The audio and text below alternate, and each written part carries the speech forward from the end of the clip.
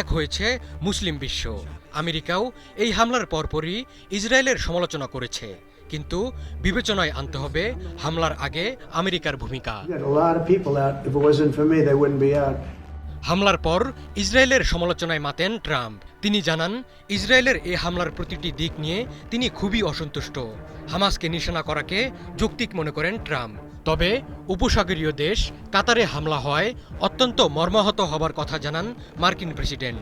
এমনকি একে একতরফা হামলা হিসেবে আখ্যায়িত করে আমেরিকা জানায়, এ ধরনের হামলা চালিয়ে মার্কিন ও ইসরায়েলের স্বার্থকে এগিয়ে নেওয়া যাবে না। ন্যাটোর বাইরে কাতারকে সবচেয়ে বড় মিত্র হিসেবে বিবেচনা করে আমেরিকা। এই কাতারেই রয়েছে আমেরিকার সবচেয়ে বড় সামরিক ঘাঁটি। এই ঘাঁটি থেকেই মধ্যপ্রাচ্যে খবরদারি করে আমেরিকা। তাই ইসরায়েলি হামলার পর কাতারের পাশে দাঁড়ানোর নাটক শুরু করে আমেরিকা। শুক্রবার নিউ ইয়র্কে কাতারের প্রধানমন্ত্রী শেখ মোহাম্মদ বিন আব্দুর রহমান